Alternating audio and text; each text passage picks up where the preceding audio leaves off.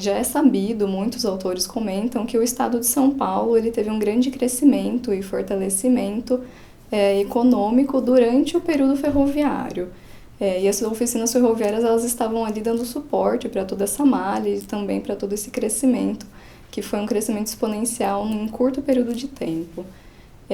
O próprio período industrial aqui do estado de São Paulo, ele teve uma consonância com o período ferroviário aqui no estado. Isso porque as oficinas ferroviárias elas foram grandes facilitadoras da industrialização aqui no estado.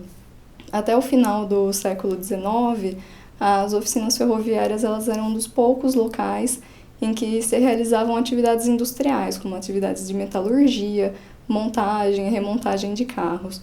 Então, quando a gente estuda oficinas ferroviárias, a gente não está estudando somente a história ferroviária, a gente também está estudando o processo de industrialização do estado de São Paulo. O meu texto ele é parte da minha pesquisa de mestrado, ele compõe o primeiro capítulo da minha dissertação e ele tem o principal objetivo de trazer essas questões primárias sobre as oficinas ferroviárias aqui no estado de São Paulo. Então, o que são oficinas ferroviárias, onde elas estão construídas, como foram construídas, em que local do estado que elas estão localizadas, enfim, essas questões primárias para poder dar seguimento para outros estudos.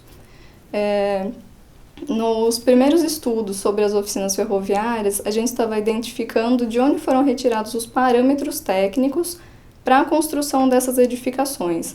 E é nesse momento que a gente identificou os tratados ferroviários como a primeira bibliografia que espacializava as oficinas ferroviárias. Esses tratados ferroviários eles foram produzidos na Europa, majoritariamente na França, e eles tinham um objetivo principal de compilar diversos conselhos administrativos, construtivos e até questões sociais de dominação de funcionários. Então, eles eram bastante utilizados por companhias ferroviárias ou então por engenheiros ferroviários.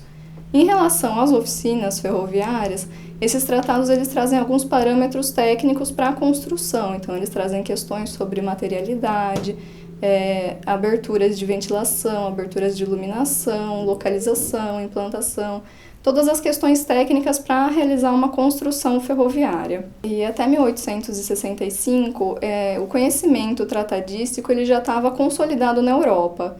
E em 1867, então 2 anos depois dessa consolidação desse conhecimento, é construída a primeira oficina ferroviária aqui no estado de São Paulo. E essas oficinas elas foram construídas pelos europeus. Então, nada mais justo do que tomar conhecimento desses parâmetros técnicos que eram difundidos na Europa e também tomar conhecimento de como foram feitas essas construções aqui no estado de São Paulo, para tentar identificar se elas traziam esses parâmetros técnicos defendidos pelos tratados. Para identificar, então, essas oficinas ferroviárias aqui no estado de São Paulo, foi feito um levantamento através dos relatórios administrativos das antigas companhias ferroviárias, e através desse levantamento a gente conseguiu identificar 40 oficinas e indícios de outras 10 oficinas, então totalizando em 50 estruturas. Dessas 50 estruturas, nós fizemos um recorte, um grupo de oficinas que correspondia a 70% dessas oficinas totais no estado. E através desse recorte, a gente analisou algumas questões técnicas em relação à construção.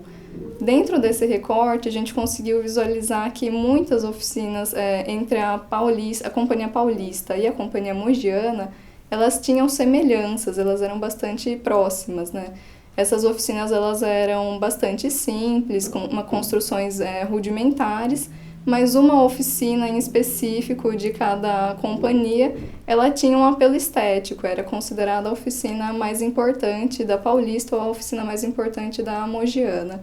No caso da Companhia Sorocabana, por exemplo, essas oficinas ferroviárias elas são bastante simples também, mas ela já no século XX ela apresenta uma malha um pouco mais homogênea de oficinas ferroviárias. É como se ela estivesse tentando replicar um tipo de oficinas, e isso a gente consegue visualizar até 1930. Um detalhe interessante também é que essas oficinas da Sorocabana elas foram construídas em concreto armado, que era um material novo ali no século XX.